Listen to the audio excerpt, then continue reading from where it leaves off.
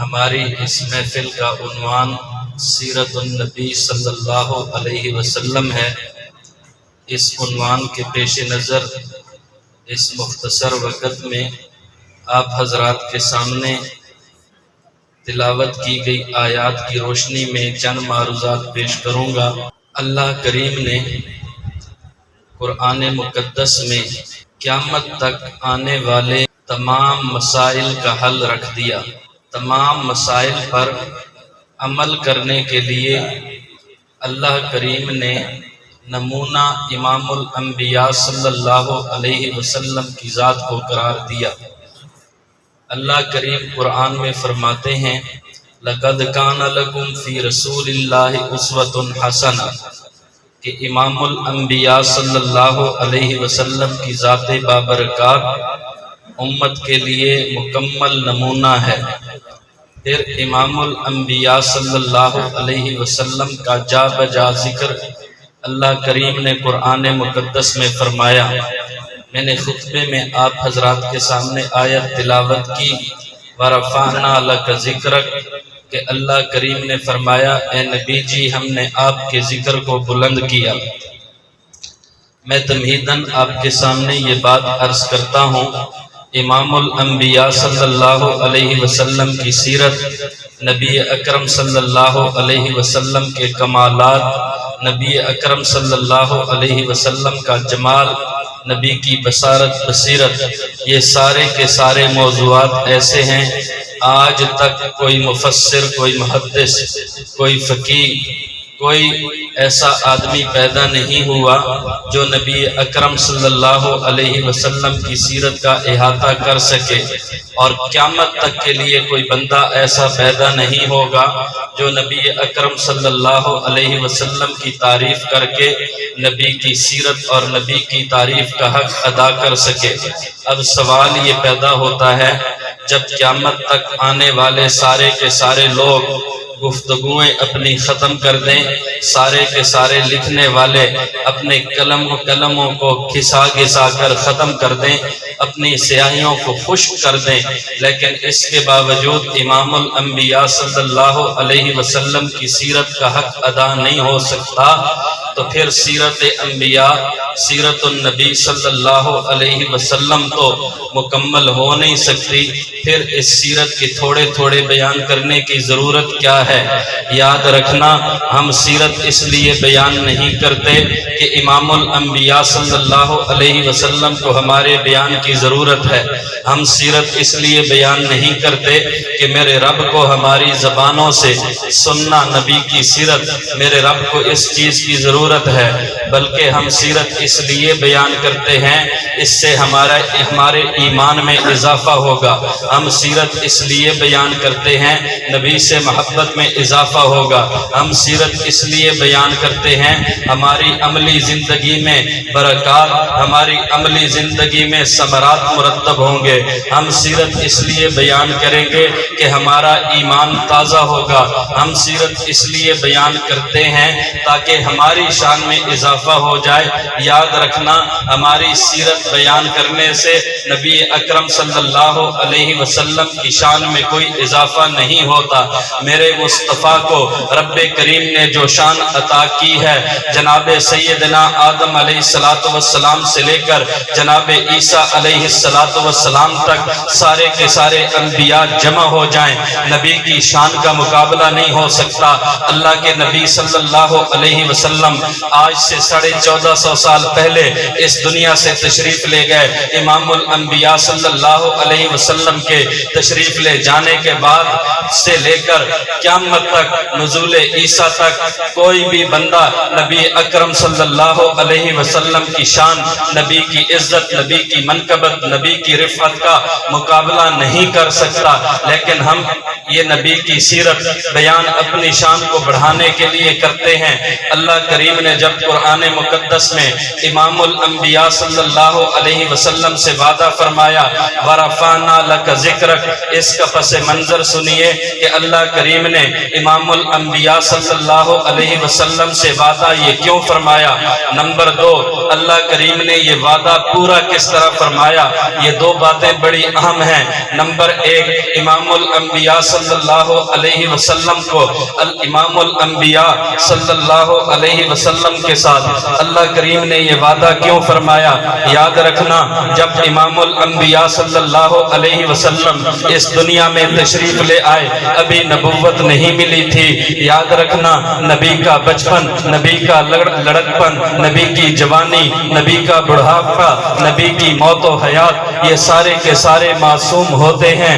اللہ کریم نے امام الانبیاء صلی اللہ علیہ وسلم کو روز اول سے معصوم بنایا تھا۔ فطری طور پر امام الانبیاء صلی اللہ علیہ وسلم کو گناہوں سے، امام الانبیاء صلی اللہ علیہ وسلم کو برائیوں سے نفرت تھی۔ اللہ کریم نے کبھی بھی کسی گناہ کو میرے نبی کے قریب جانے نہیں دیا۔ اس وجہ سے امام الانبیاء صلی اللہ علیہ وسلم کے وہ لوگ جو دنیا میں دشمن تھے، وہ بھی امام الانبیاء صلی اللہ علیہ وسلم کی تعریفیں کرتے تھے۔ نبوت ملنے سے پہلے بھی امام الانبیاء صلی اللہ علیہ وسلم صادق و امین مشہور تھے۔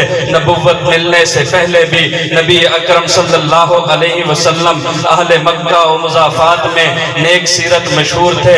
جب امام الانبیاء صلی اللہ علیہ وسلم کی کمالات کے چرچے ہر جگہ ہونے لگے، ادھر امام الانبیاء صلی اللہ علیہ وسلم کی عمر مبارک 40 سال کو پہنچی۔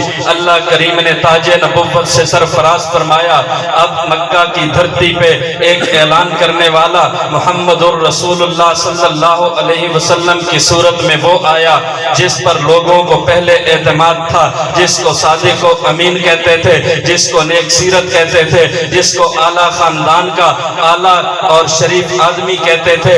جب امام الانبیاء صلی اللہ علیہ وسلم کے سر مبارک پر تاج نبوت سجنے کے بعد امام الانبیاء صلی اللہ علیہ وسلم نے کوہ صفا پہ اپنی ساری کی ساری برادری کو، اپنے سارے کے سارے قبیلے، اپنے سارے کے سارے لوگوں کو جمع کیا، اور امام الانبیاء صلی اللہ علیہ وسلم نے اپنی برادری قبیلے کے لوگوں سے یہ سوال کیا، اے میرے برادری کے لوگوں، میں نے تمہارے اندر اپنی عمر کا ایک حصہ گزارا ہے، حل وجدتمونی صادقا ام کاذبا، تم نے مجھے کیسا پایا ہے؟ ساری کی ساری قوم بیک زبان ہو کر کہنے لگی، ما وجدنا فیکا الا صدقا، اے امام الانبیاء، ہم نے ہمیشہ آپ کو سراپا حق پایا ہے، ہم نے آپ کو ہمیشہ سچا پایا ہے۔ امام الانبیاء صلی اللہ علیہ وسلم فرمانے لگے، قولو لا الہ الا اللہ تفلحون، اگر واقعی مجھے سمجھتے ہو کہ تو سچا ہے، واقعی مجھے سمجھتے ہو تو صادق اور امین ہے، تو میرا اعلان سن لو، لا الہ الا اللہ پڑھ لو، کامیاب ہو جاؤ گے۔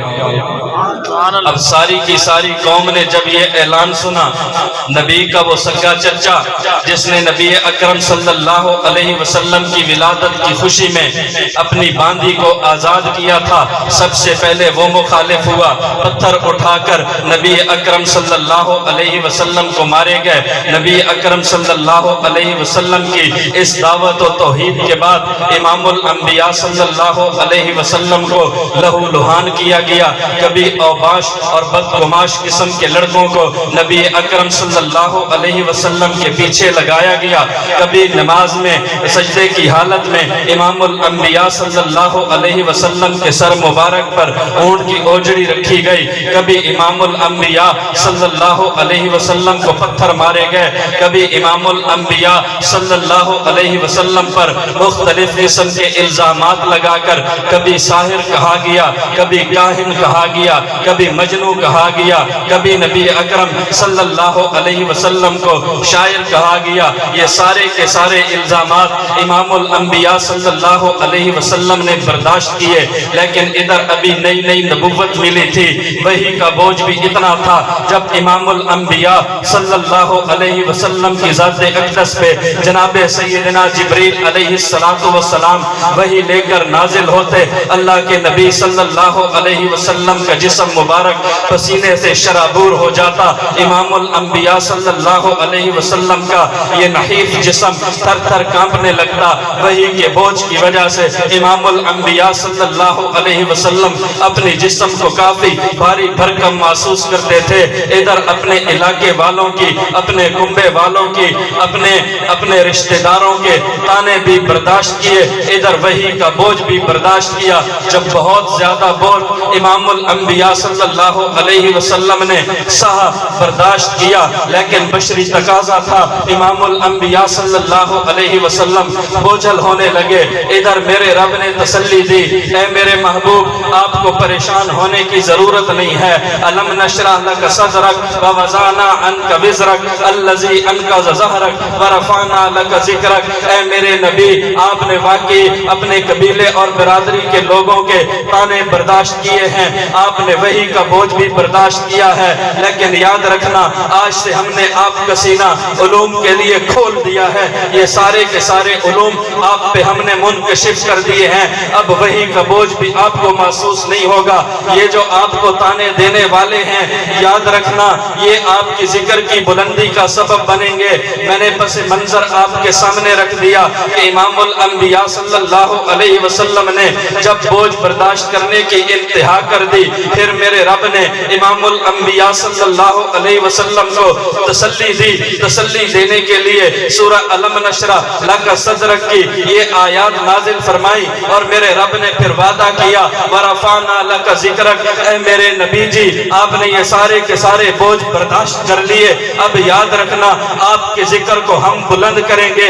اب دیکھنا امام الانبیاء صلی اللہ علیہ وسلم کے ذکر کو میرے رب نے بلند کیسے کیا ہے. جناب سیدنا آدم علیہ السلام جو کہ ابو الکائنات ہیں، سب سے پہلے بشریت میں اللہ کریم نے امام الانبیاء صلی اللہ علیہ وسلم سے کئی ہزار سال پہلے ابو الکائنات جناب سیدنا آدم علیہ السلام کو وجود دیا.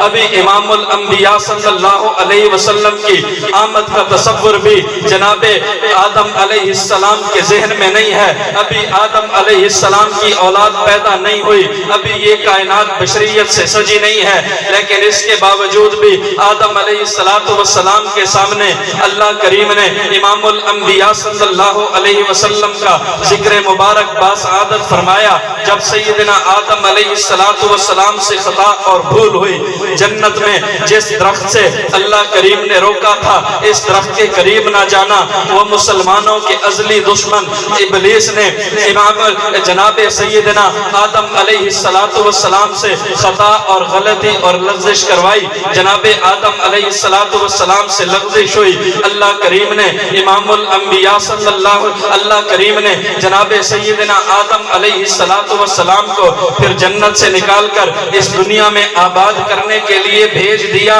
یاد رکھنا اللہ کے سارے نبی نبوت سے پہلے بھی معصوم ہوتے ہیں، نبوت کے بعد بھی معصوم ہوتے ہیں، اور یہ اجتہادی خطا یہ نبوت کے عصمت کے منافی نہیں ہوتی، نبوت کے معصوم ہونے کے خلاف نہیں ہوتی.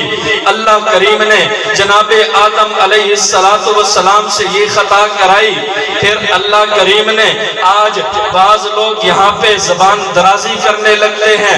دیکھو آدم علیہ السلام سے معاذ اللہ گناہ ہوا، اللہ کریم نے سزا دی، اس لیے اللہ نے جنت سے نکال کے دنیا میں بھیج دیا. یاد رکھنا آدم علیہ السلام کی یہ اجتہادی خطا یہ آدم علیہ السلام کا گناہ نہیں تھا، لیکن یہ جو اللہ کے مقرب بندے ہوتے ہیں، اللہ کے انبیاء ہوتے ہیں، وہ خلاف اولا کاموں پر بھی گناہوں کی طرح نادم اور شرمندہ ہوتے ہیں. جناب سیدنا آدم علیہ السلام کو ندامت ہوئی، ادھر اللہ کریم نے اس دنیا کو بھی آباد کرنا تھا. اللہ کریم نے جناب آدم علیہ السلام کو جنت سے اس دنیا میں بھیجا، وہ سزا نہیں تھی، وہ دنیا کو آباد کرنا تھا. جناب آدم علیہ السلام اس دنیا میں تشریف لے آئے. جناب آدم علیہ السلام اس خلاف اولا کام پر، اس اجتہادی خطا پر، اس ایک معمولی سی لغزش پر اللہ کریم سے کئی سو سال تک معافی مانگتے رہے، کئی سو سال تک توبہ کرتے رہے. پھر اللہ کریم نے حضرت آدم علیہ السلام کو دعا سکھائی، ربنا ظلمنا انفسنا وان لم تغفر لنا وترحمنا ترحمنا لنکونن من الخاسرین، کہ آدم علیہ السلام عرض کرنے لگے اے میرے رب میں نے اپنی جان پہ ظلم کر لیا ہے، اگر تو میری مغفرت نہیں کرے گا، میرے اوپر رحم نہیں کرے گا، پھر تو میں نقصان پانے والوں میں سے ہو جاؤں گا، مجھے نقصان سے بچا لے، میری معافی کو قبول فرما لے۔ پھر آدم علیہ السلام نے جناب امام الانبیاء صلی اللہ علیہ وسلم کے اس دنیا میں آنے سے بہت ہزاروں سال پہلے دعا کی، اللہم انی اسألک بحق محمد ان تغفر لی، اے اللہ میں تجھ سے محمد الرسول اللہ صلی اللہ علیہ وسلم کا وسیلہ دے کے دعا مانگتا ہوں۔ ابھی صرف آدم علیہ السلام آئے ہیں، اولاد کا سلسلہ نہیں چلا، لیکن اللہ کریم نے نبی کے ذکر کو بلند کیا ہے۔ یاد رکھنا جناب ابراہیم علیہ السلام آتے ہیں، لمبا واقعہ مشہور واقعہ آپ نے علماء سے سنا ہوگا، کعبۃ اللہ کو تعمیر کیا، کعبۃ اللہ کو تعمیر کرنے کے بعد ابراہیم علیہ السلام نے دعا کی، ربنا تقبل منا انک انت السمیع العلیم، اے اللہ میری طرف سے اس کو قبول فرما لے۔ اور پھر ابراہیم علیہ السلام نے دعا کی، ربنا وَبَعَثْ فِيهِمْ رَسُولًا، اے اللہ تو میری نسل میں سے ایک نبی بھیج دے جس کے کام کیا ہوں، یتلو علیہم آیاتہ ویزکیہم ویعلمہم الکتاب والحکمہ، جو قرآن مقدس کی آیات کی تلاوت بھی کرے، والحکمہ جو اپنی حکمت کی باتیں بھی بتائے، ویزکیہم جو لوگوں کا تزکیہ نفس بھی کرے۔ ابھی امام الانبیاء صلی اللہ علیہ وسلم آئے نہیں ہیں، جناب ابراہیم علیہ السلام اپنی دعا میں ان کا ذکر کر کے ان کو مانگ بھی رہے ہیں، ان کے مناسب نبوت کا بھی ذکر کر رہے ہیں۔ جناب عیسیٰ علیہ السلام اس دنیا میں تشریف لاتے ہیں، قرآن مقدس میں موجود ہے، تورات انجیل زبور میں بھی موجود ہے۔ جناب عیسیٰ علیہ السلام نے آ کر اپنی امت کو بتایا، وَمُبَشِّرًا بِرَسُولٍ يَأْتِي مِن بَعْدِهِ اسْمُهُ احمد، میں آپ کو ایک ایسے نبی کے آنے کی بشارت اور خوشخبری دیتا ہوں، من بعدی جو میرے بعد آئے گا، اسمہ احمد، اس کا نام احمد ہوگا۔ ابھی نبی آئے نہیں ہیں، عیسیٰ علیہ السلام ذکر کر رہے ہیں۔